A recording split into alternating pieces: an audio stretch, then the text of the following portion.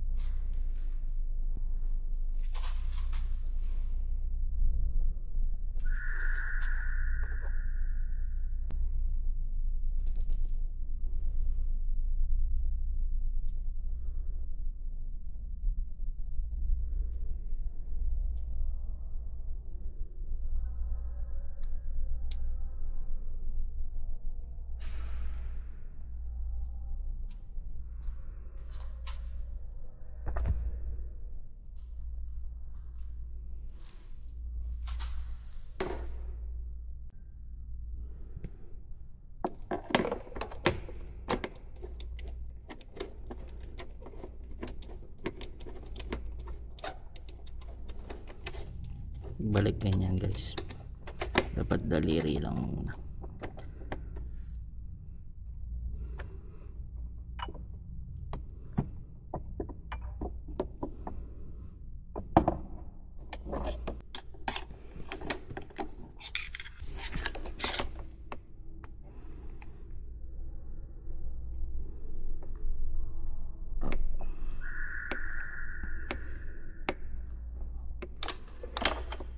Kaya magkakabit tsaka magbabaklas na mainit makina. Tapos kabit niya yung spark plug cap. Spark plug cap.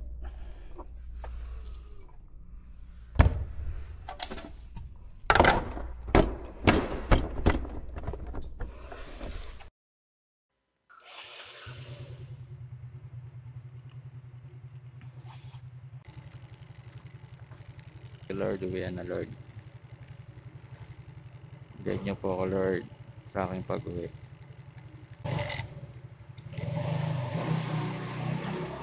Let's go.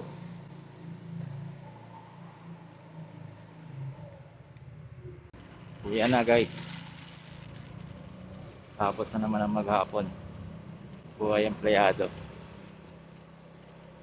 For today's video, kwentuhan lang tayo about sa spark plug. Gaano nga ba kahalaga yung spark plug sa motor natin? Kamusta guys? Konting kwentuhan lang tayo about sa spark plug. Ako, regular ako nag-check ng spark plug ng motor, lalo tong Novo ko. Kasi galing to sa karga. Galing to sa upgrade tong motor ko Dati, naka 59 big valve to. Tapos, sawa na ako Kaya, nirestore ko ulit to ng all stock.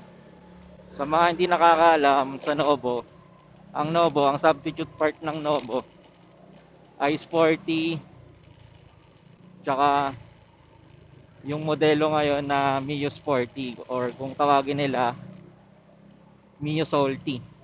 Ayan, halos same sila ng pyesa nito. Kaya nung na-restore ko tong Novo ko, nung galing to sa karga, bumili ako ng mga brand new na na mga pyesa ng Salty. Katulad nung sigunyal, black kasama na yung piston doon. Tapos yung head, stock head ng Salty, lahat yun. Yung sigunyal, yung black, yung head, lahat yun genuine. Yung nilagay ko dito sa Novo ko. Kasi matanda na rin tong Novo So ayoko na rin siya ibalik doon sa pinaka-stock na makina ng ng Novo talaga. Lalo to yung stock nito, 2008 model pa. Kaya dinispatch ako na, sobrang tanda na. Kaya ito, fresh na fresh yung makina nito.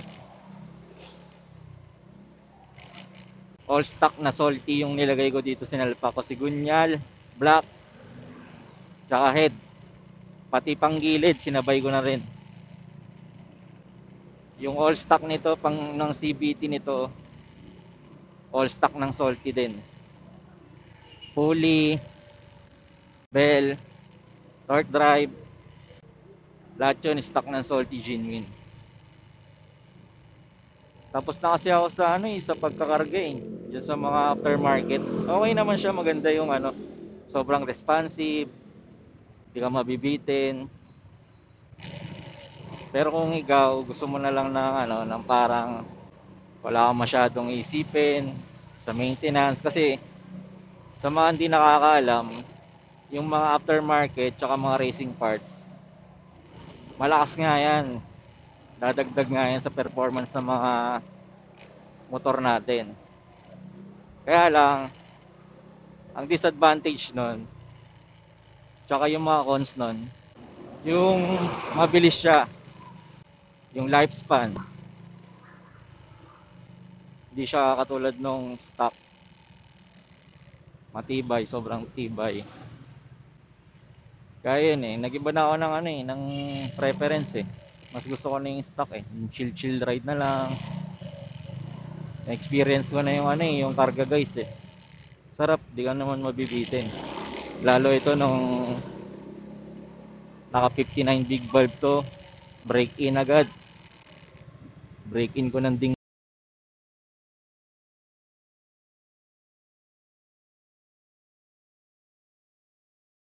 Ng Bolinao. Sarap. Di ka mabibitin lalo sa mga ahonan, sa mga overtaken, di ka mabibitin. Pero syempre pag nagbago yung preference mo, parang gusto mo ng chill ride na lang, wala kang masyadong maintenance, wala kang masyadong sakit sa ulo, mas gugustuhin mo na lang yung mga stock parts na genuine. Doon na chill lang. Kasi may ATV naman din ako. Sobrang sarap din ng ATV, hindi ka mabibitin. Ito, nung stock to, binalik ko ng stock, inakit ko pa ng Baguio to guys Medyo hirap nga lang kasi bukod sa may back ride tayo, may dala pa akong box. Yung box ko, 45 liters ng GB, punong-puno yun. Tapos, all stock na yung makina na ito, medyo nakapanggilid lang ako. Kalkal bell, yung lining ko noon san. Okay naman, kinaya naman siya. Kaso pagdating dun sa may, nahirapan, nagusok yung bell ko Tapos nag-adjust ako. Nung nakarating na kami sa Baguio sa tutuluyan namin.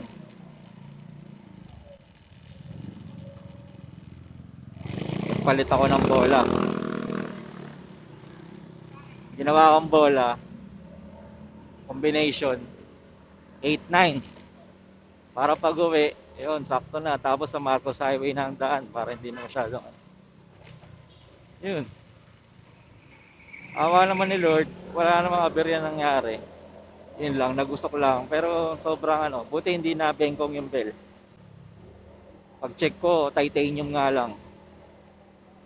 Yun, okay naman. Tapos nung pinalitan ko na.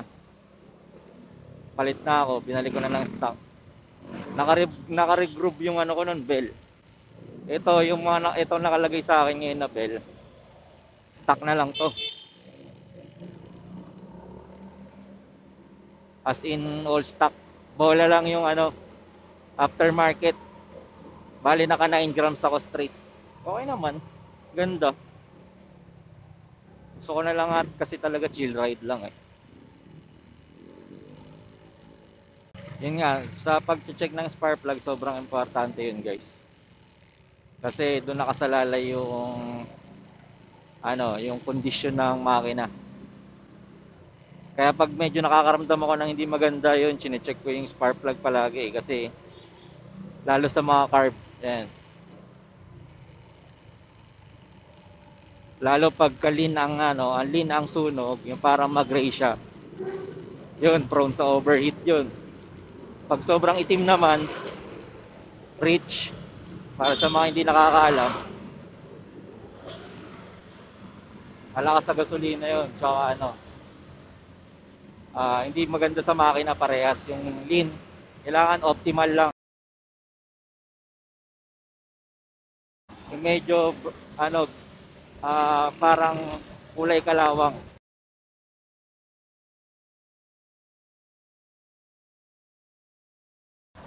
Ganun yung optimal, guys.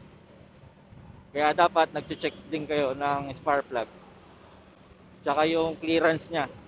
Pag stock kasi na, ano, naka-stock kayo na spark plug, pwede nyo i-adjust. Pero pag naka-iridium kayo, hindi nyo pwede i-adjust yung gap ng spark plug. Ito kasi naka-iridium ako eh.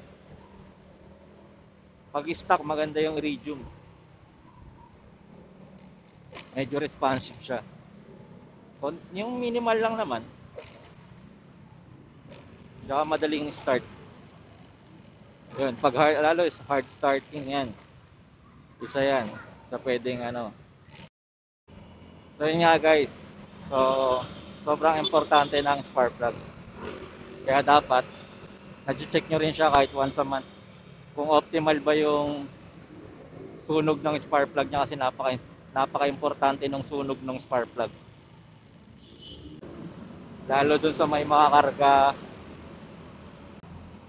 napaka-importante nun. Kasi dun nag-base kung maganda yung kondisyon ng makina mo. Minsan sobrang maka-experience tayo ng sobrang hard starting, tapos namamalya yung takbo. Na-experience ko yun eh, lahat eh, nung may karga tong Novo ko. Ilang beses ako nagtotono. Lalo pag naka-big carb ka. Kailangan, hindi pwedeng pare-parehas. Kunyari, ang karga nun, ganito, ganyan. Tapos kailangan, parehas din kayo na minsan nag-iiba rin yan. Depende sa gusto ng makina. Kaya dun sa mga naka-big carb dyan, ano lang lagi, spark plug reading lang kayo lagi. Kasi yun yung pinaka-importante.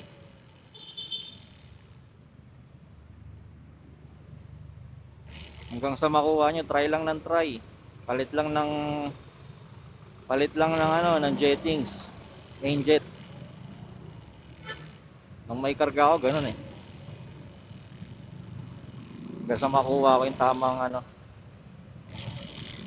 tamang timpla nung carb tsaka ng spark plug. Lalo pag gusto nyo mag DIY. Kaya ako nag-check ng spark plug.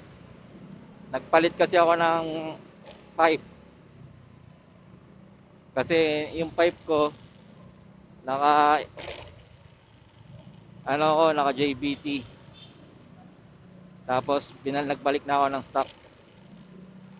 Dinenta ko na yung JBT version 2 ko na silent killer adjustable. Tapos nagbalik na ako ng stock.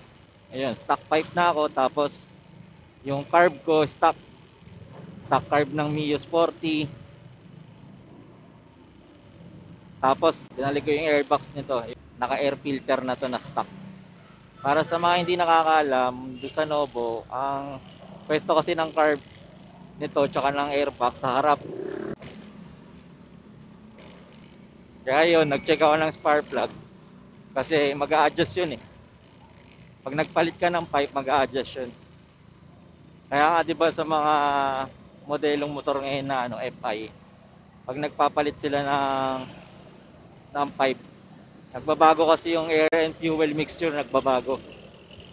Nagbabago yung sunog ng ano. Pag nag-open pipe ka or power pipe ka, medyo naglaki ka ng tubo, magbabago yun kahit stock ka. Lalo pag naka-open carb ka. Kaya alam ng mga kargado yan. Kaya yung iba, nire-remap, ganyan. na-adjust. Yung iba naman nag-auto-adjust yung ano. Pero ako kasi, nung binalik ko nga sa stock to, yung stock pipe, stock air filter, medyo sakal siya kaya dapat i-check talaga yung spark plug kung ano magiging resulta ng sunog niya. Pag nag-stock pipe ka na kasi, bumalik ka, ga-adjust siya.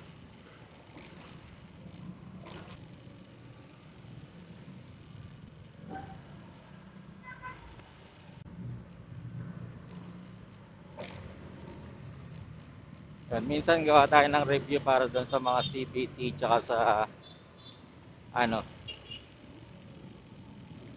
gawa tayo ng vlog para doon sa CVT, konting tips para ma-share natin doon sa mga gusto mag-DIY, sa mga simula pa lang magmotor based doon sa experience ko. Yan. Pag may mga na-experience din kayo guys, comment down below lang guys kung may mga tanong kayo guys. Try natin sagutin guys.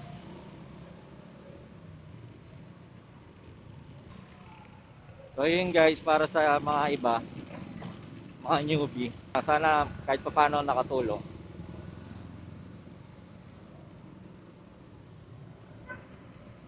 Thank you guys.